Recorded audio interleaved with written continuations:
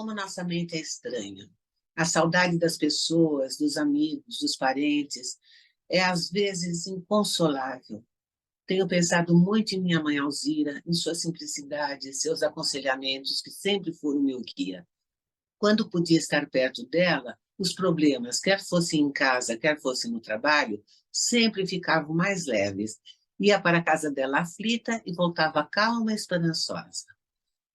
Quero agora falar um pouco da minha sogra, dona Catarina. Recebeu-me em sua família com um carinho muito grande e orientava a família a me tratar com respeito. Eu ficava envergonhada por casar sem saber cozinhar, sem estar preparada para ser uma dona de casa. E ela me ensinava a fazer pratos deliciosos, receitas essas que fui passando para a mamãe. Ela passou a ser a minha conselheira e minha confidente. Saudades de meu pai, um homem que adquiriu cultura como autodidata, amava os filhos e os aconselhava a, antes de pensar em trabalho, estudarem em boas escolas. Houve uma época que ele podia pagar. Amava a música e aprendeu as primeiras notas com o tio Dito, seu irmão, que lhe pagava aulas particulares de violino. Morreu cedo, 56 anos, depois de enfrentar 3 derrames. Pena que minha irmã Eladir e meu irmão Adir só o conheceram nos momentos difíceis. Perdemos cedo, Paulo. Sempre deu muito trabalho. Era inteligente, também autodidata e foi embora deixando para trás mulher e filhos, hoje adultos, já avós. O tempo passa depressa. O Miro foi outra perda dolorosa. Sempre foi meu companheiro, desde criança. Ele me ajudou muito nas peças teatrais que montei e o chamava para ele ser responsável pela parte musical. Tocava guitarra, compunha e escrevia pautas musicais. Não queria aborrecer o gentil e, quando ensaiava na sala, tinha um fone de ouvido grudado na cabeça, portanto, não ouvimos nada. A morte dele causou transtornos emocionais na família toda. Inesquecível para a viúva Júlia, para os irmãos, filhos, netos e amigos. Saudade infinita de minha madrinha, a avó Nha Gertrudes, que cuidava de mim com grande desvelo. Da minha cunhada Sônia Maria, irmã do Gentil, que, muito doente, enfrentou a doença com galhardia e, de repente, foi-se embora. Nesta pandemia, a saudade inclui também os que estão vivos. Saudade forte e, às vezes, dolorida dos irmãos, do Décio, da Vanice, da Líria e do Eduardo. Dos sobrinhos em Santa Rosa, dos parentes em Sorocaba e Votorantim, e de cada um por um motivo. Da Nadira e sua filha Saskia, que vivem no leste dos Estados Unidos da América. Da Ilanira e seus filhos, Ricardo, Alexandre, Ivane e Vivian. Da Eladir e seus filhos, Marco Aurélio, Tatiana e Leon Felipe. Do Adir, Bete, Lucas e Luísa, tão perto e tão distantes. Saudade machuca, mas não derruba ninguém. Principalmente se você sabe preencher o tempo com afazeres, leituras, filmes na televisão, séries no computador. Tudo vale, desde a leitura de trechos da Bíblia ou livros.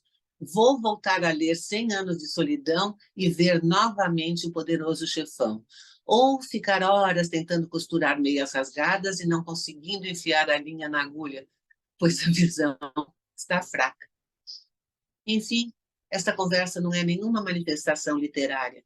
É uma conversa íntima ao pé do fogo. Ou melhor, de frente ao computador.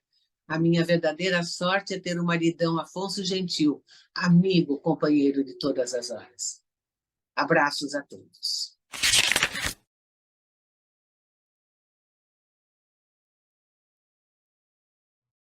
De onde viemos? Falar de Zirondino Lima, nosso pai, é lembrar com enorme saudades e admiração desse homem, que nem sequer teve o prazer de sentir o aconchego materno, tendo em vista ter perdido a mãe logo cedo. Ele ficou órfão de pai e mãe aos 2 anos de idade. Elvira Bueno Lima, nossa avó, foi casada com Bernardino Cene Lima, nosso avô. Tiveram 5 filhos, quase todos mortos na primeira infância. O avô Bernardino morreu de um acidente, morreu com certeza de traumatismo craniano. A ironia reside que essa atitude dele era para fazer piada com os amigos, todos bêbados, inclusive ele. Elvira ficou só, criando os filhos com a ajuda da sogra Dona Porfíria.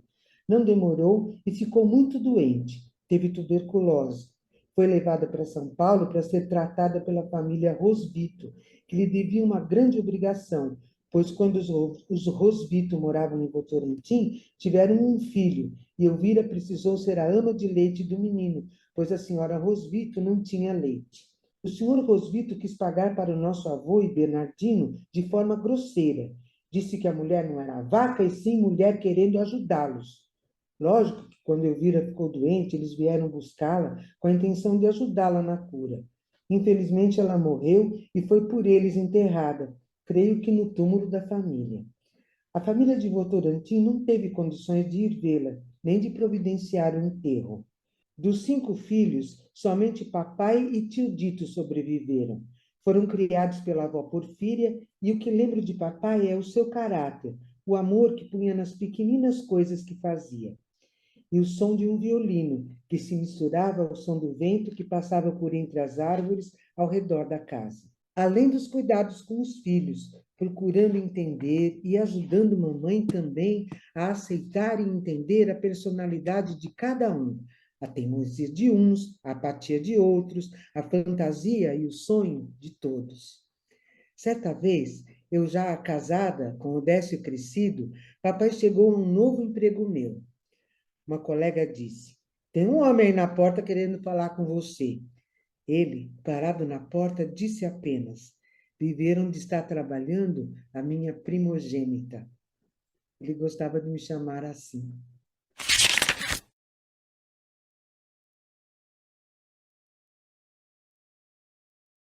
A mãe de uma aluna no meu curso primário me soqueteou porque eu tinha batido na sua filha, que erguia a saia de seu uniforme até a altura de sua calcinha, caçoando de mim. Papai queria reclamar para a diretora da escola, pois não podia admitir que sua filha tinha apanhado em frente da escola. Mamãe disse: PS, Zuzu, alguma coisa errada ela fez. Esqueci de fazer a lição. Não queria ir para a escola para não receber sermão da professora. Fiquei encostada na parede do corredor, chorando, mas sem contar o motivo de minhas lágrimas. Mamãe insistindo e as lágrimas molhando minha blusa de cambraia. Papai disse, vendo o nascimento dos meus seios, ainda bem pequenos. Eu só tinha 8 anos. Deixa para lá, Alzira. Olha para ela e veja que já é uma mulherzinha. Mais uma. Eu tinha 20 anos e trabalhava no posto de saúde da Sul América, onde melhorei minha datilografia, batendo a máquina as fichas das pessoas inscritas e ganhando 800 mil réis, um bom dinheiro na época. Papai disse, largue desse emprego e venha trabalhar em nosso escritório, que já abriu outro em Piedade, onde fico a semana toda. E o ECA daqui precisa de um chefe. Papai não me pagava nada, mas abriu meu caminho no teatro, primeiro em Sorocaba e depois em São Paulo. Nesse escritório conheci o Gentil, que se casou comigo no dia 26 de maio de 1956. Voltando meus pensamentos para quando eu tinha uns 10 anos de idade, lembro do batizado da Nadir, uma grande festa no sítio em Piedade, uma olaria que papai arrendara para o tio Dito trabalhar, onde vi como se produzia telhas e tijolos para construir casas. Ainda lembro do batizado, uma grande festa com a presença dos figurões daquela cidade e da família toda. Papai Zuzu contratou um cozinheiro do restaurante de São Paulo chamado Restaurante Papai. E o tal cozinheiro chamava-se Senhor Pifani. Com 17 anos, papai me mandava levar alguns papéis para o departamento de trabalho em São Paulo. E dizia, depois de deixar esse documento lá, vá até o restaurante Papai e depois ao Cinemetro, ao lado desse restaurante, para ver um filme musical. Volta em seguida para a estação de trem, mas antes compre uma revista chamada O Cruzeiro, para você ler na sua viagem. E antes de terminar essa leitura, estará chegando em Sorocaba. Lembrando da primeira vez que estive em New York, quando fui fazer um curso na HB Studio. A dificuldade que encontrei para tomar o metrô. Naquela época não tinha metrô em São Paulo. Não sabia que tinha de comprar uma moeda para enfiá-la num buraquinho que liberava aquela portinhola para entrar na estação. Fiquei observando o que os outros faziam e consegui entrar. Aquele metrô chamava-se local, ou seja, parava em todas as estações. Orientada pela minha irmã Nadir, Fui contando as paradas até chegar na 25, onde poderia procurar a escola. Ao terminar a aula, voltei e parei em Times Square para assistir um filme, um musical, e cheguei na casa da Nadir, onde estava hospedada, às 10 horas da noite. Ouvi muito xingo da Nadir por chegar tão tarde. Em São Paulo, às 10 horas, eu ainda estava no palco e chegava em casa depois das 11 horas. O Gentil chegava em casa à meia-noite e meia, porque depois do teatro ia tomar seus 2,5 copos de uísque no pingão e já me encontrava dormindo.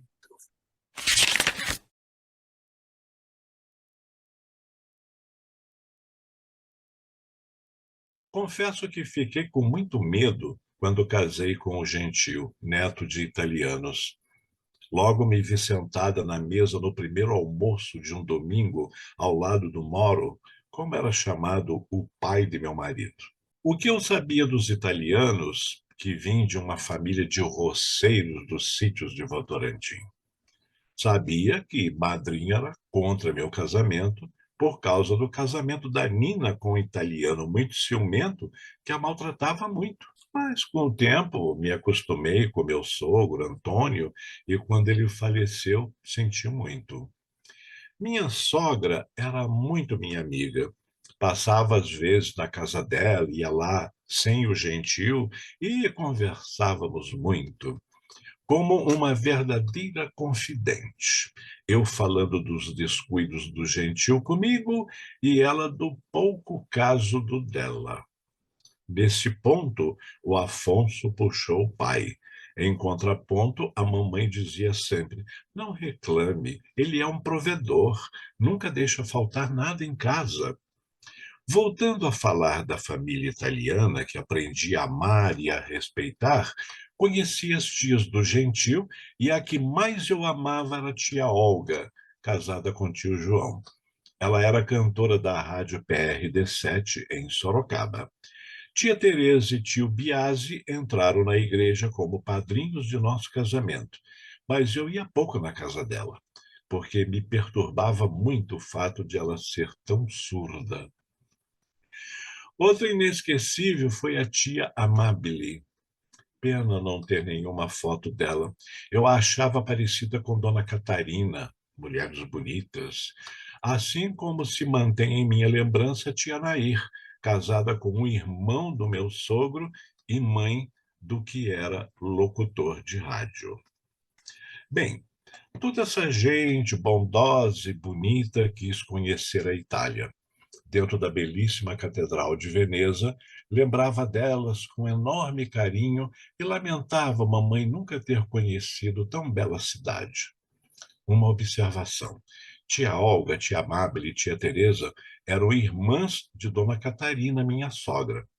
Tia Nair era a tia que foi casada com 2 irmãos de meu sogro. Quando faleceu o primeiro, ela se casou com o segundo.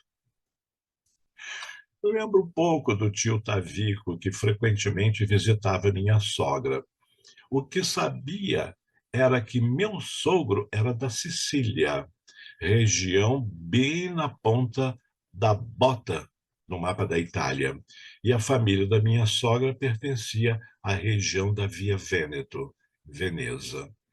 Talvez tenha esquecido de algum nome, mas é o que a minha memória me concede.